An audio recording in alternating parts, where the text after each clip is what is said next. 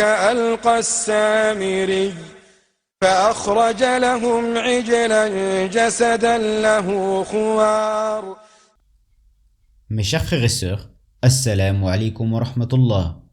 Nous avons vu dans les vidéos précédentes que la science de l'heure, qui est la science de toutes les sciences, est le secret de la fabrication de la machine prophétique, Halatun Nubuwa, qu'elle a déjà été atteinte à l'époque de Moussa alayhi salam et qu'elle apparaîtra de nouveau à notre époque dominée par la technologie avec Al-Mahdi. Nous avons également démontré dans la vidéo précédente que le Furqan ne voulait pas dire discernement ni livre révélé.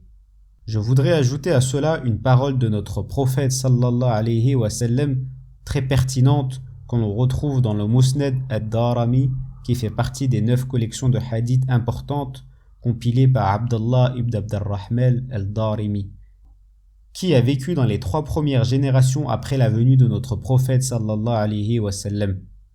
Abd-Rahman rapporte d'une bonne chaîne de transmission, rapporte de Mohammed ben Yazid qui le tient de Isaq ben Sulayman, d'après Amr ben Abi Qais, d'après Ata, d'après Amir, il dit: un homme parmi les compagnons du prophète sallallahu alayhi wa sallam était auprès du prophète sallallahu alayhi wa sallam pour s'entretenir d'une affaire. Il marcha avec lui jusqu'à arriver à sa maison. Il s'arrêta en laissant un pied à l'extérieur de sa demeure et l'autre à l'intérieur. C'était comme s'il discutait avec quelqu'un. Il se retourna vers moi et dit: sais-tu avec qui je viens de m'entretenir? Il s'agit là d'un ange que je n'avais jamais rencontré avant ces jours-ci. Il demandait à son Seigneur l'autorisation de venir me transmettre ses salutations et il me dit: nous avons descendu sur toi le Coran comme discernement, la Sekina comme patience, et nous t'avons aussi accordé comme objectif le Furqan unificateur, wal Furqan waslan. Tout d'abord, on voit clair dans ce hadith qu'il y a bien 2 notions différentes, le discernement et le Furqan unificateur. On voit que le Coran a été descendu comme discernement et que le Furqan, qui est autre chose, a été donné comme objectif. Ce récit ne laisse plus place au doute. Au cours de nos vidéos, Inch'Allah, vous allez vous rendre compte que le terme Furqan a été interprété par le discernement que bien plus tard, et que celui-ci n'était en aucun cas traduit comme ceci dans les premières générations qui ont suivi le prophète sallallahu alayhi wa sallam, comme nous le montre ce récit. Voici le Furqan qui est l'objectif des prophètes. Le projet divin qui est de fabriquer la machine prophétique, Halatun Nubuwa, que nous avons introduit dans la vidéo précédente décrite dans la sira du prophète sallallahu alayhi wa sallam. Je voudrais également ajouter un passage du fameux poème de Amir ben Amir, qui était un mystique sunnite qui est vécu au 6e siècle de l'Hégire. Voici un extrait de son poème intitulé La 8e lumière.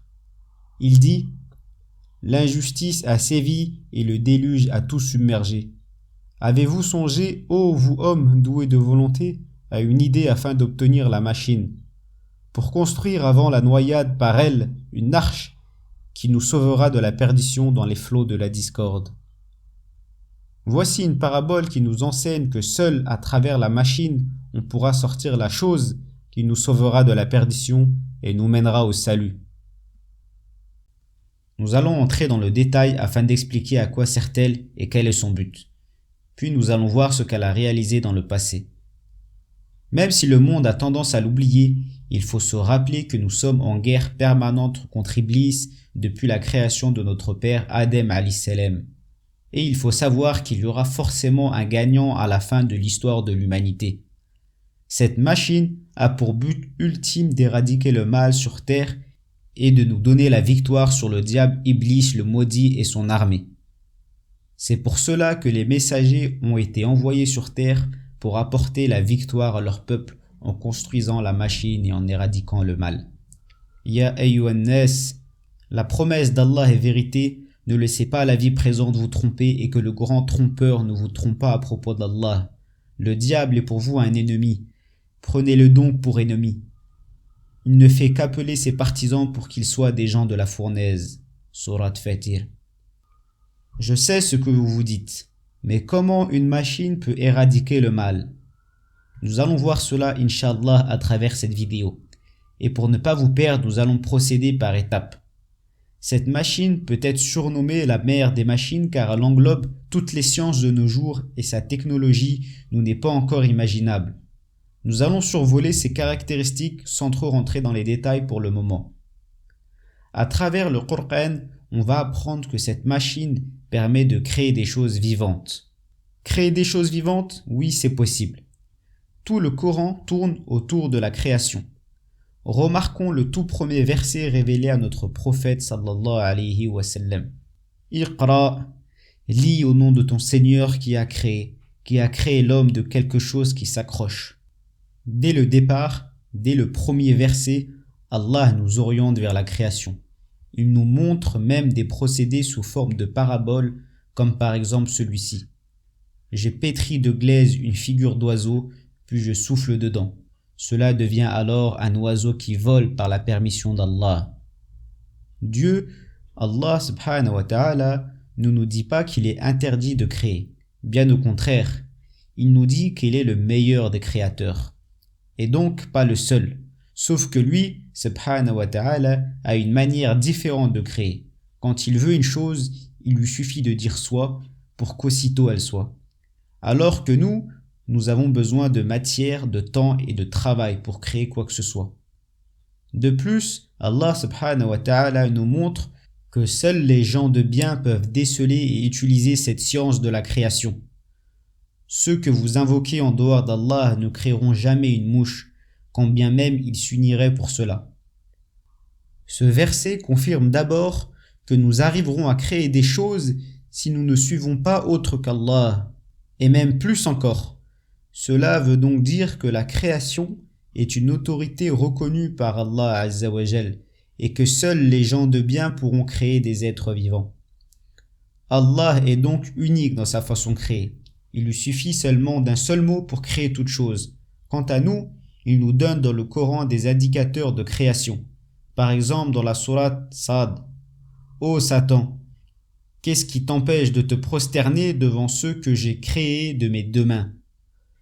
Cela ne veut pas dire qu'Allah a des mains, mais il veut montrer le caractère concret et progressif du travail à effectuer pour créer. D'autre part, Allah dit avoir créé les cieux et la terre en 6 jours.